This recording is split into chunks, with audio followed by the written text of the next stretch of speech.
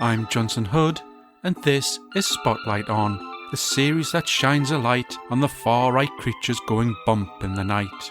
Today, we've turned our spotlight on Sean Hannity, Fox News anchor and zombie cheerleader for Trump's apocalypse. Sean is as close to Donald as the president's adult nappy, and he has proven himself to be as equally full of shit. He champions any cause and any lie that comes from Trump's mouth, and doesn't hesitate to perform a screeching 180 if it serves the purpose of the president. This sycophancy is broadcast to millions of viewers on Fox News, who eat it up like propaganda pie.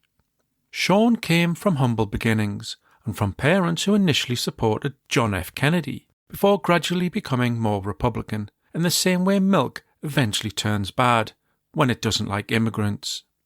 Sean attended York University, where he failed to graduate. He also attended Adelphi University, where he failed to graduate. With his options narrowing, he started a job as a house painter, and there he would have remained if it was not for a tradesman's belief that his opinions are the only ones that matter. Sean began hosting his first talk show in 1989 at a volunteer college station called KCSB-FM. The show was cancelled in less than a year after Sean interviewed an anti-gay activist called Jean Antonio, who claimed AIDS was spread by gay people eating each other's feces. Sean failed to correct Antonio and also stated himself that AIDS was a gay disease. Although Sean would later state his comments were ignorant and embarrassing, he didn't do so at the time and used the controversy to solicit other jobs, presenting himself to radio stations as the most talked about college radio host in all of America. By 2004, Sean was hot shit, though not the type gays eat, and he signed with ABC Radio for $25 million, signing a second contract in 2008 for $100 million. So it comes as no surprise he supports Trump's tax cuts for the rich.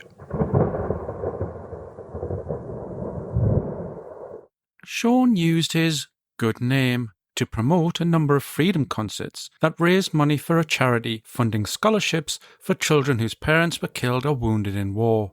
The man who never lies stated 100% of the $10 million raised would go to these children, but an investigation later discovered only $2 million was given to the children. Sean stood by his claim, however, amending it slightly to 100% of the money would be donated to children after expenses, costs and fees. Expenses, costs and fees that presumably also included his own. At one point, Sean owned at least 877 properties, most of which were in a working-class neighbourhood, including Georgia. He stated he was invested in areas that otherwise struggle to receive such support. Because Sean has a heart of gold, which we can only hope is packed tightly with cholesterol. The managing group who oversaw those properties on Sean's behalf sought eviction notices at twice the statewide average for Georgia, often kicking out families for small fee discrepancies or minor delays in payment. One such eviction was a double-amputee who was unable to pay on time because he was in the fucking hospital. When these allegations came to light, his lawyer at the time stated Sean was not directly involved with the property management company, but you can bet he still cashed those checks. And now, here's a word from one of our sponsors.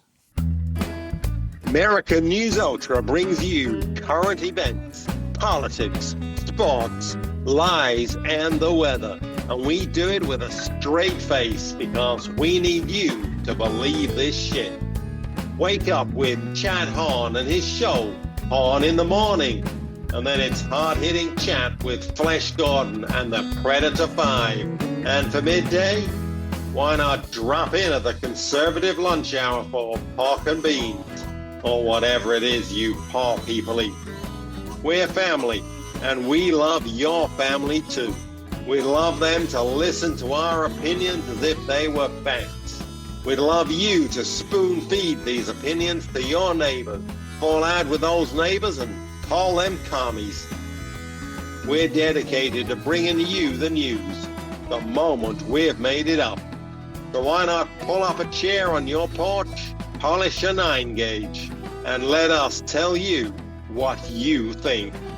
American News Ultra, putting the proper in propaganda. And now we return to Sean, who was about to meet a very special boy indeed. It was when Trump descended the golden escalator to announce his intentions of running for president that Sean eventually found his true capacity for lying to the American public on behalf of someone who shared the same dark soul.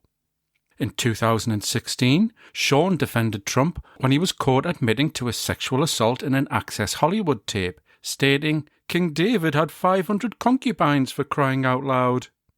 Firstly, King David didn't have 500 concubines, and if he did, and spent his days boasting about grabbing them by the pussy, you'd think it would have been mentioned in the Bible.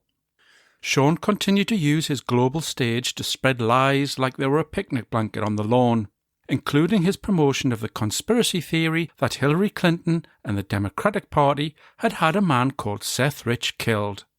Seth, who worked with the Democrats, had been found with 2 gunshots in his back. The police suspected attempted robbery. Sean suspected Hillary, and if he could work in a few aliens, all the better. Obviously, it was nonsense, and Seth's parents filed a lawsuit against Fox, who were later forced to pay them millions of dollars in compensation. In 2019, when House Speaker Nancy Pelosi allegedly stated she wanted to see Trump in prison, Sean ran to his girlfriend's defence, claiming it was despicable behaviour, the kind you'd see in a banana republic. His jowls quivered with rage, in the same way they did when he had called for Hillary to be in prison a year earlier, displaying a level of hypocrisy that cannot be measured by modern science. After the Capitol riots of 2021, Sean was quick to join a parade of election deniers who claimed Trump had been robbed of his victory. If Trump had been robbed in any way, it was of any sense of shame. The Washington Post later reported Sean had been on a conference call with Lindsey Graham, South Carolina state senator and a man most likely to be living in your walls, Larry Ellison, one of the world's richest men whose face looks like a cured ham, and Trump's personal attorney. Together, these captains of industry had discussed strategies on how to challenge the vote. Because of Sean's involvement, Fox was sued by Dominion Voting Systems to the tune of $707 million, putting pay to the idea Sean is in any way impartial.